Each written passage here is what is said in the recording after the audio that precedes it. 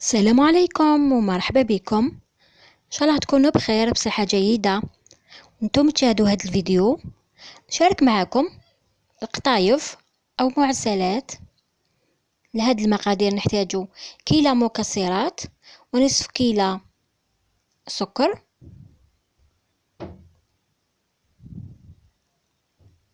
نضيف لهم ملعقة صغيرة قرفة، نضيف لهم حوالي نصف فنجان من ماء زهر، نضيف لهم 2 مغارف زبدة. نحركهم، يعني نفتلهم برك. وعندي هاد القطايف نفتحهم بهذه الطريقة.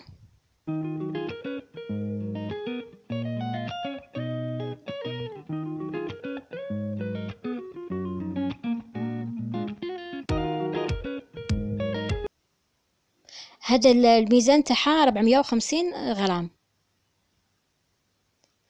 وندير عليها او نرشها بقليل من الزبدة ذايبة، قطرات من ماء زهر، ونحرك ونزيد نضيف لها الزبدة ذايبة والماء زهر.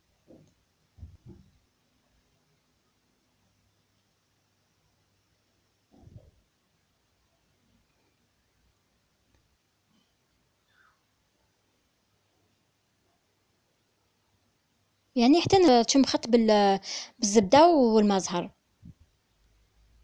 مش مخش بزاف. بيراميد ندهنه بالزبدة ذايبة.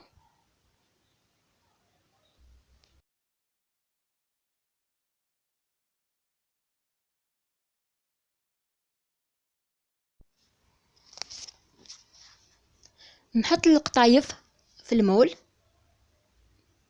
بهذه الطريقة على الجناب.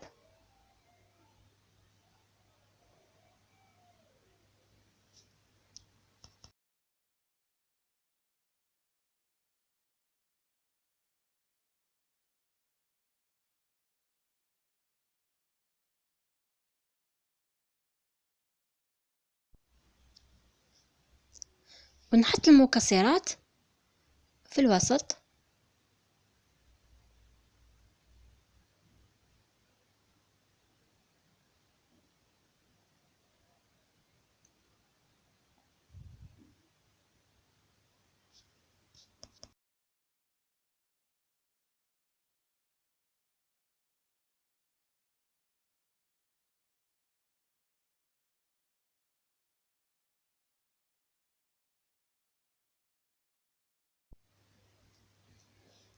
ونزيد نحط عليها القطايف الفوق، نغطي كامل على كامل المول.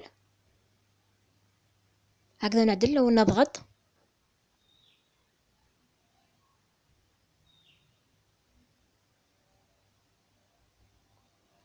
وندير عليها زبدة ذايبة.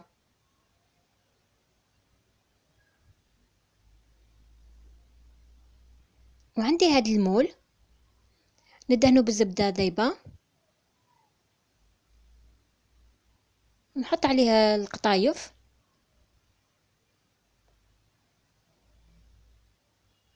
ونضغط هكذا بكاس ولا فنجال، وندير المكسرات في الوسط، ودوك نزيد عليهم القطايف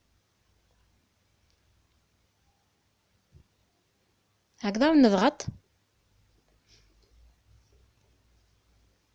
نابوي عليهم هكذا بالفنجال او كاس، وندير عليهم الزبدة ذايبة. وعندي تانو هادو الليمون، الكمية اللي بقات لي كملتهم لهنا.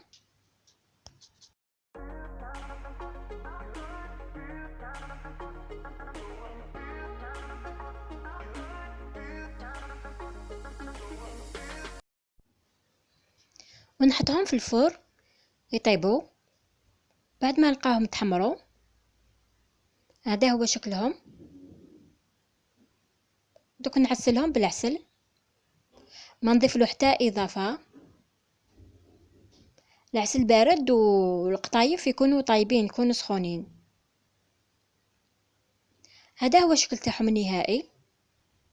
كنت درت له ديكور بالحبيبات اللوز وورد الشوش. هذه هي الوصفة تاع اليوم، ان شاء الله تعجبكم، تكون خفيفة عليكم. ديروا لنا جيم للفيديو ان شاء الله باش يدخل لكم الوصفات. ان شاء الله ايامنا دائما حلوة، ونخليكم في امان الله وحفظه، والسلام عليكم.